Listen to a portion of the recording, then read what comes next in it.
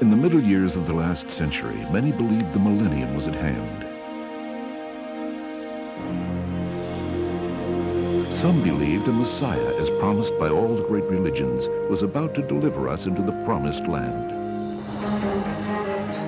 Others believed deliverance would come about through science and technology.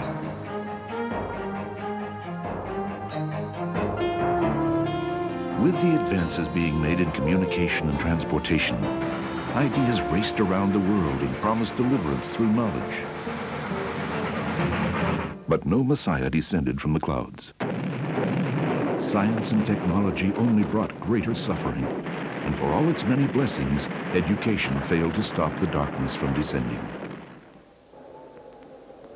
The world's governments and the world's religions offered no answers. On into our own century, people began to wonder, had God abandoned the world? Was God, in fact, dead? Is it possible, however, that the frenzy of expectation was justified, that an event that would transform the world actually did take place, and humanity missed it? Is it possible that the world failed to recognize the power of a new prophet? Count Leo Tolstoy, the Russian novelist and one of the most important philosophers of his time, from his home outside Moscow. We spend our lives trying to unlock the mystery of the universe, but there was one man, a prisoner in Akka, who had the key.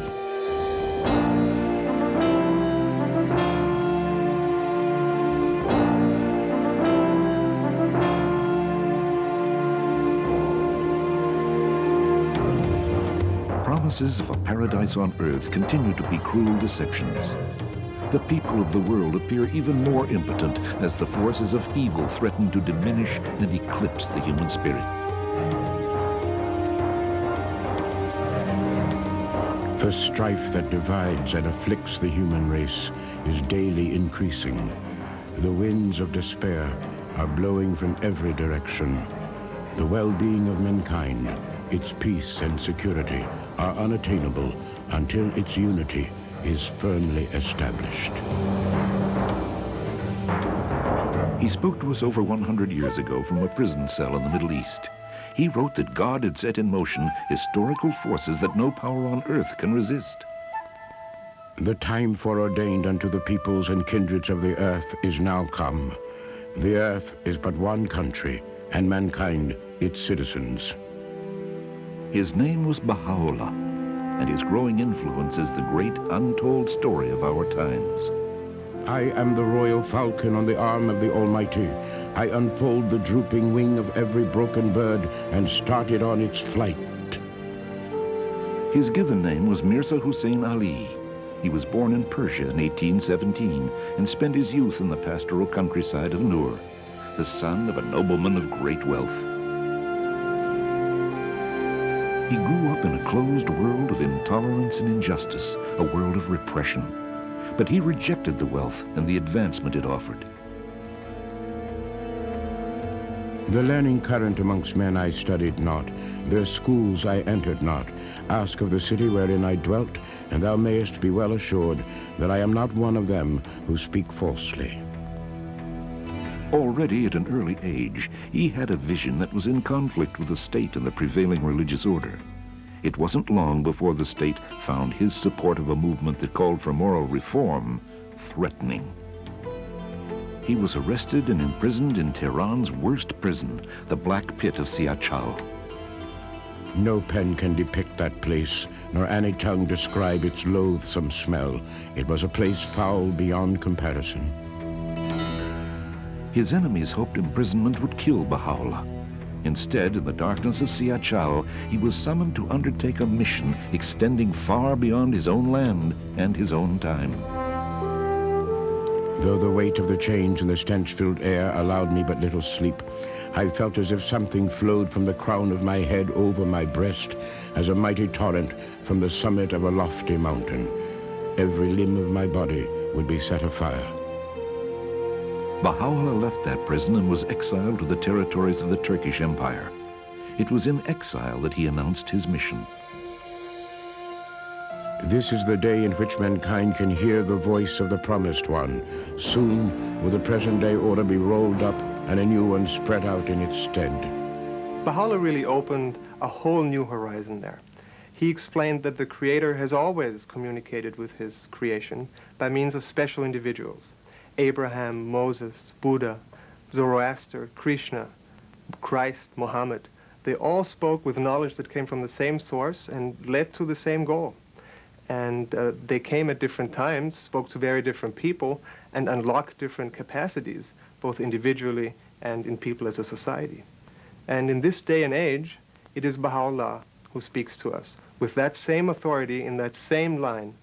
And the capacity he came to unlock is the unity of mankind. Baha'u'llah reaffirmed that message even as he was exiled to the empire's most remote and desolate prison in Akka, a port city on the north coast of Palestine in the Holy Land. This was the end of the world, and his imprisonment was meant to silence him forever. Know that though my body be beneath the swords of my foes and my limbs be beset with incalculable afflictions, yet my spirit is filled with a gladness with which all the joys of the earth can never compare. From his prison cell in exile, Baha'u'llah sent letters to the kings and rulers of the 19th century world. These letters are among the most remarkable documents in religious history. He called upon the leaders to join in a process of global consultation that would lay the foundations of the world's great peace. Should any king take up arms against another, all should unitedly arise and prevent him.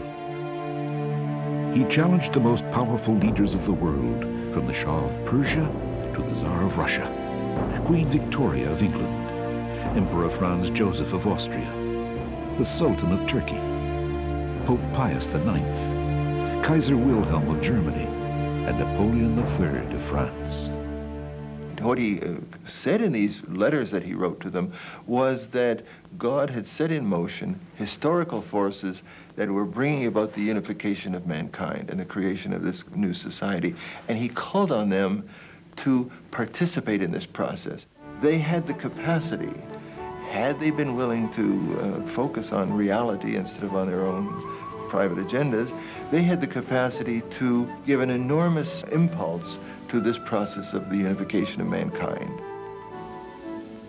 They had it in their power to help mankind to reconcile itself to its unity, to begin to let go slowly of attachment to lesser identities, lesser loyalties that were limiting, and surrender to the currents of history.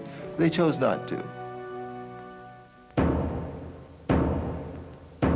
Baha'u'llah's letters also foretold with breathtaking accuracy the fall of the rulers who did not join in the pursuit of the Great Peace. Napoleon III unexpectedly fell.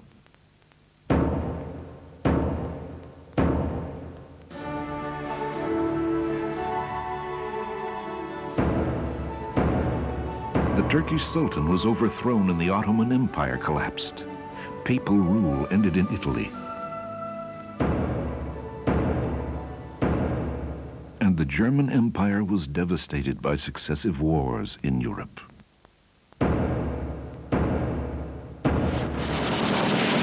Baha'u'llah's vision extended beyond the era in which he lived. He warned of the consequences of resisting the oneness of humanity. Witness how the world is being afflicted with a fresh calamity every day. Its tribulation is continually deepening. One must discover the cause of the disease and grasp the knowledge of the remedy. As our planet shrinks, it seems to become more dangerous. But is it coming apart, or is it coming together? Is it breaking up, or becoming one? That which the Lord hath ordained as the sovereign remedy for the healing of all the world is the union of all its people in one universal cause. Baha'u'llah writes that the breaking up and the coming together are part of the same process.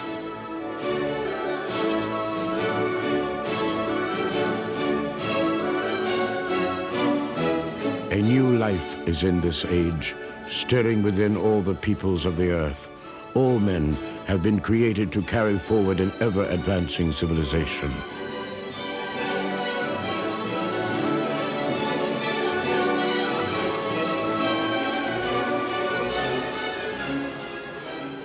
This is, according to the Baha'i teachings, the coming of age of mankind. We've passed our babyhood, our childhood, our adolescence. Now we're young adults. We've come of age. We've reached maturity, you see, which is a very graphic thing biologically. And that is a symbol of what has happened in the world today. So suddenly the whole world finds that it can, and not only can, but must learn to live together on a very small planet. The revelations of Baha'u'llah, which appear in several thousand tablets and books, reveal how humankind can live in a global society. The prisoner of Akka called for the abandonment of all forms of prejudice and for establishment of a world federation. He said that true religion is in harmony with reason and the pursuit of scientific knowledge. He wrote that it was the responsibility of each individual to independently search for truth. As Baha'u'llah's reputation and moral influence spread, he left prison and was confined in a house outside Akka. He continued to write and speak out even under his new confinement.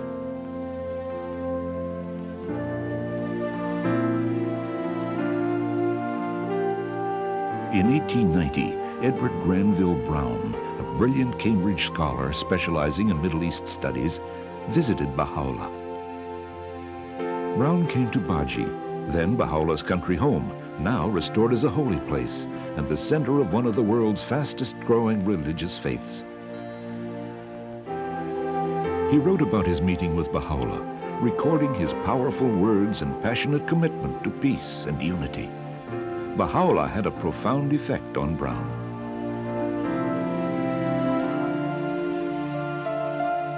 He was a wondrous and venerable figure. Those piercing eyes seemed to read one's very soul. Power and authority sat on that ample brow. No need to ask in whose presence I stood, as I bowed myself before one who is the object of a devotion and love which kings might envy and emperors sigh for in vain. Thou hast come to see a prisoner and an exile. We desire but the good of the world, yet they deem us a stirrer up of strife and sedition worthy of bondage. All nations should become one in faith and all men brothers. The bonds of affection and unity should be strengthened. Diversity of religion should cease and differences in races be annulled. So it shall be. These fruitless strifes, these ruinous wars shall pass away, and the most great peace will come.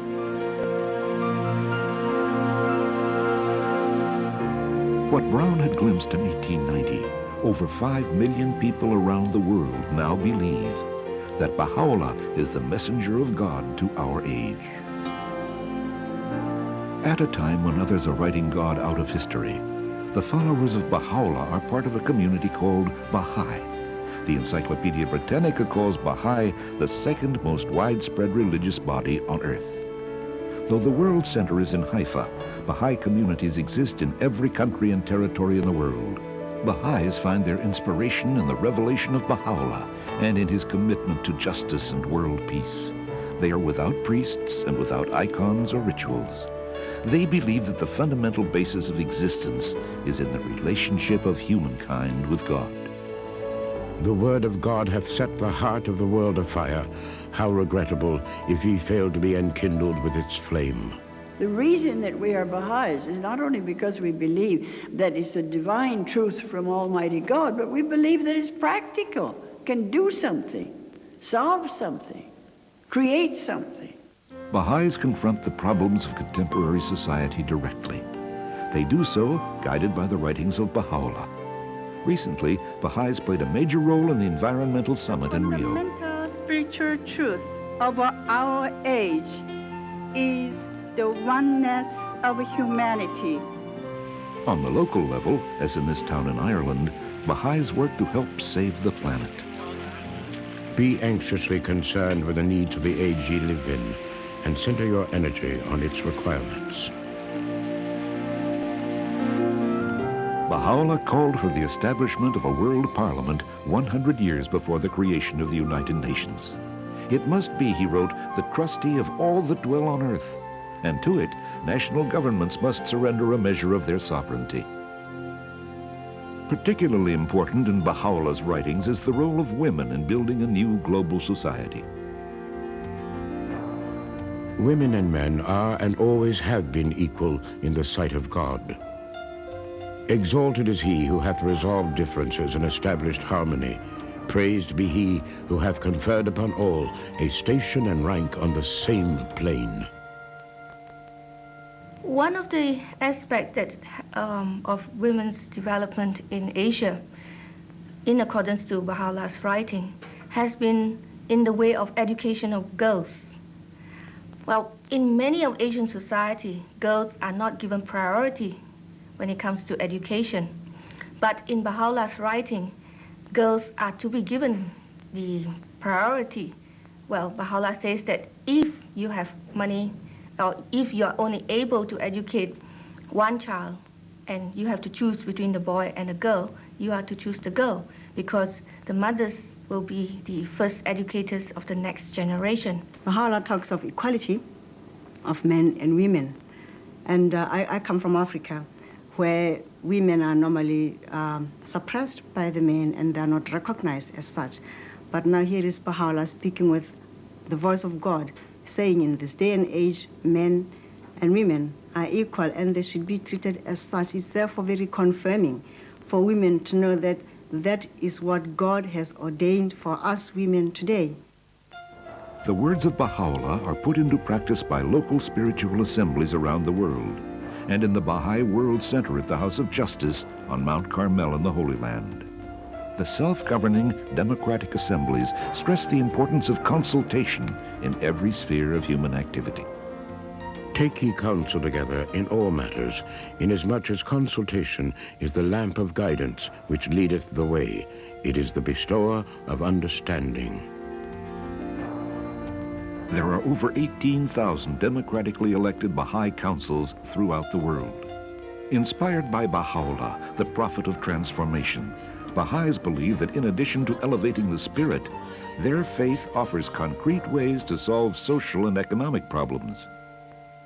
We start with the present systems. As we can see, many age-old and respected institutions are crumbling. And those that were supposed to have helped many nations to overcome their socio-economic problems, they are in trouble. What is really missing is a spiritual dimension again to the way we look at socio-economic development. It is totally missing. And when we take the writings of Baha'u'llah, he has a holistic approach to the problem. Definitely, economics need to be seen with a perspective of spirituality, the nature of man, the purpose for his being here.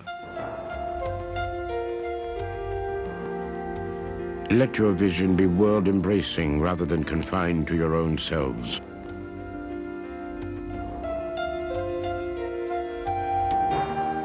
Man's merit lieth not in the pageantry of wealth, but in service and virtue. Basically, in my job as a physician, it's basically a service-oriented job. And Baha'is believe that work offered in the spirit of service is equivalent to worship. So I feel by performing my job, trying to maintain the sense of service to the people that I'm serving, I'm essentially praying every day. Initially, I was attracted to the spirit of the faith. My heart was touched by the teachings of Baha'u'llah. My mind came later. Then gradually I investigated the teachings of Baha'u'llah. And through that, I discovered a purpose for myself. I discovered I wanted to better myself, to educate myself, to have a career, to make a contribution to society. Baha'u'llah's writings call for the equality of all kindred on the earth, finding strength in unity and diversity. There can be no doubt whatever that the peoples of the world, of whatever race or religion, derive their inspiration from one heavenly source. cleave unto you that which draweth you together and uniteth you. The teaching of unity in diversity which Baha'u'llah brought to this world, it helps people to see differences not as something threatening, but something that makes the world a beautiful place to live in. Every human being is like a flower, and the more diverse the flowers in a garden are, the more beautiful it will be. When you explain the Baha'i teachings, unity of mankind, equality, men and women, and one international language, so on and so forth, I was not going to that part. They all say that it's wonderful. That's wonderful. But it is utopia. It is utopia in Greek. It means that it's very good, but you cannot put in the practice. But Baha'u'llah, when he declared unity of mankind, he did that. You can go to the Baha'i meetings everywhere. They came different background of religious background, national background, racial backgrounds, and they are united under the banner of Baha'u'llah. Regard ye not one another as strangers. Ye are the fruits of one tree and the leaves of one branch.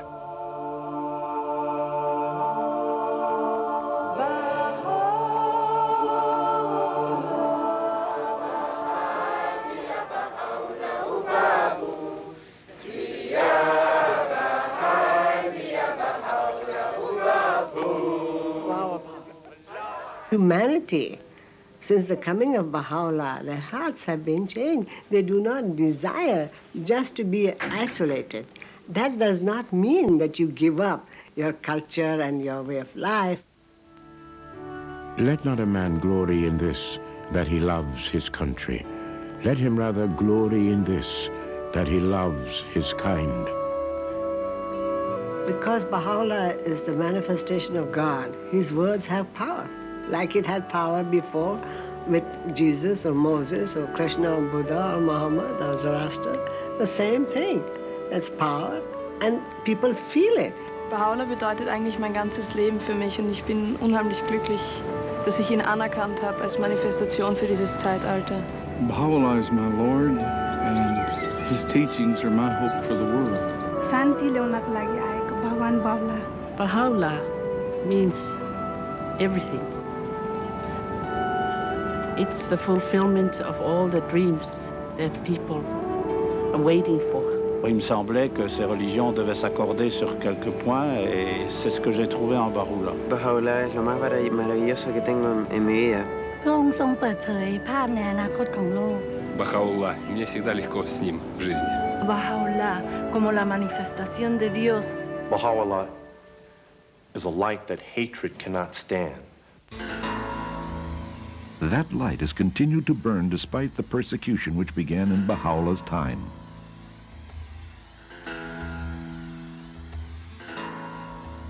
The persecution has intensified in our own time under the Islamic revolutionary regime.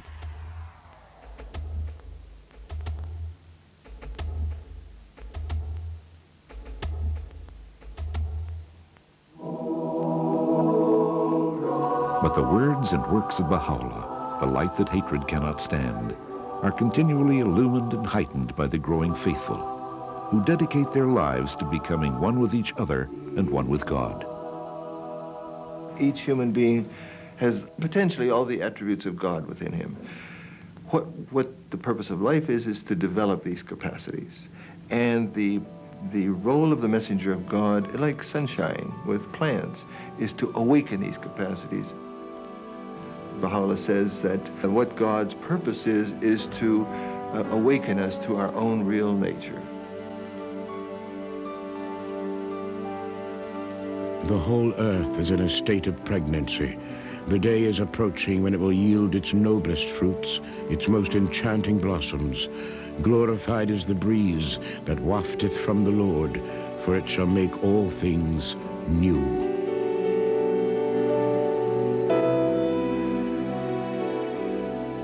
On May 28, 1892, Baha'u'llah, the prisoner of Akka, passed from this life.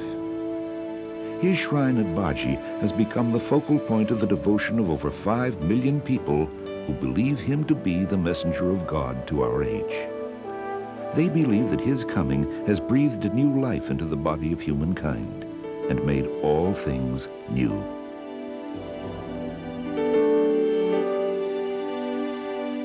"100 years after his death, thousands gathered at Baha'u'llah's home and his shrine at Bahá'í, where the work, begun in a prison cell years before, reached its most soul-stirring climax.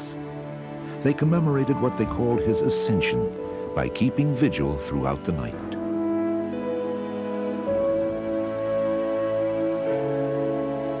In an act of devotion and love, they circumambulated the shrine, orbiting it as the planets orbit the sun.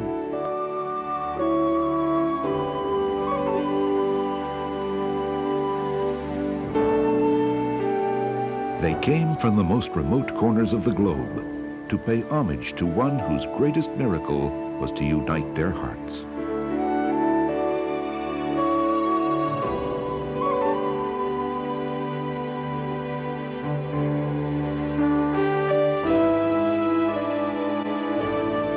What is it that these people have witnessed? Could it be that their hearts have been opened by the revelation of God's messenger to our time?